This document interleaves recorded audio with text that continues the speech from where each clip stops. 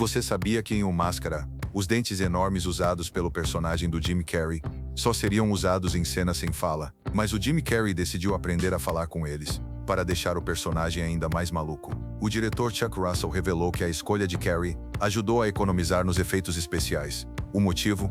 Os movimentos exagerados e cartunescos de Jim eram tão naturais que nem precisaram de muita edição. E a cena musical de Cub and Pete? Inicialmente, os produtores queriam cortar, achando que era longa demais e pouco engraçada. Mas nos testes com o público, a galera amou tanto que ela acabou ficando no filme. O terno amarelo que Carrey usa foi inspirado em um terno real, feito pela mãe dele para sua primeira apresentação de stand-up. E para transformar Jim Carrey no Máscara, levava cerca de 4 horas de maquiagem. Sabia que, antes de Cameron Diaz ser escalada como Tina Carly, os produtores pensaram em contratar a Anna Nicole Smith para o papel. Felizmente, a mudança de planos levou ao começo da carreira de Cameron, com esse sendo seu primeiro papel no cinema.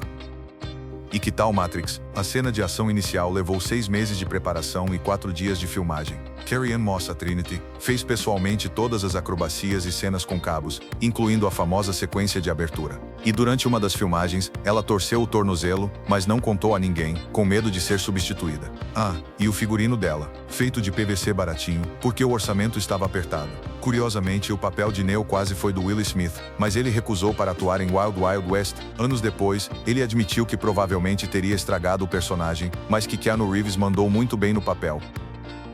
E falando em filmes inesperados, Gente Grande, do Adam Sandler, teve um curioso caminho até chegar às telonas. O filme foi uma ideia que Sandler teve nos anos 90, mas ficou engavetado após a morte de Chris Farley, que seria um dos protagonistas. E quando o projeto finalmente foi retomado, Sandler insistiu que a Salma Hayek fizesse o papel da esposa dele, mesmo com alguns executivos do estúdio resistindo.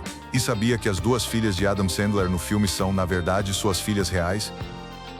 Já em Piratas do Caribe, a famosa tatuagem de Johnny Depp do passarinho não era verdadeira no começo. No filme, eles usaram uma tatuagem falsa, mas Depp gostou tanto que fez uma igual de verdade depois das filmagens. E sabia que o visual de Jack Sparrow, com aquele estilo mais excêntrico, foi ideia do próprio Johnny?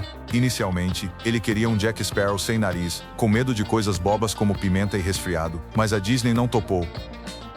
Em A Proposta, Sandra Bullock e Ryan Reynolds formam um casal improvável, mas a curiosidade está no fato de que na vida real eles eram amigos de longa data, com 9 anos de amizade antes das filmagens. O mais engraçado é que a personagem de Sandra, Margaret, começa o filme com um penteado bem formal, mas ao longo da história, seu cabelo fica mais solto e natural, refletindo sua transformação.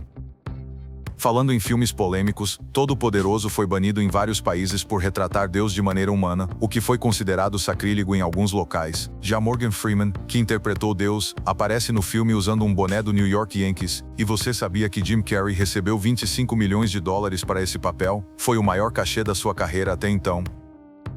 Em Quarteto Fantástico, Michael Chiklis, que interpretou o Coisa, era um fã dos quadrinhos e brigou para que seu personagem fosse feito com maquiagem e figurino real. Em vez de CGI, ele usava uma fantasia de 27 quilos e passava cerca de 3 horas para vestir. E para evitar o calor, os produtores criaram um truque para jogar ar frio entre a roupa e o corpo do ator.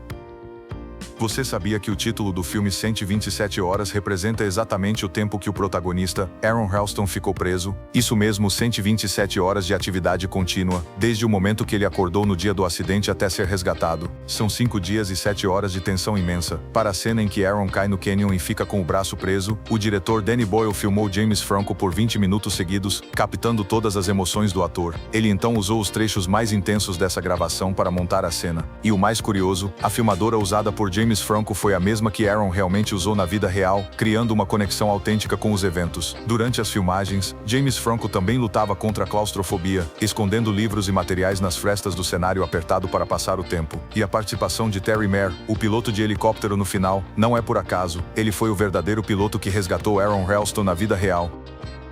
Você sabia que em Um Maluco no Golfe a ideia do filme surgiu de Kylo, o amigo de infância de Adam Sandler, que era jogador de hóquei. Kylo costumava jogar golfe com Sandler e o pai dele, e hoje ele é treinador de hóquei na escola de sua cidade natal, em New Hampshire. E no filme, o ator Carl Weathers, que interpreta o personagem Chubbs, é um ex-jogador profissional de futebol americano. Uma ironia, já que ele interpreta um personagem que não pratica esportes. Além disso, Carl teve que usar apoio durante as filmagens devido a um acidente de carro em 1992, que afetou seu equilíbrio.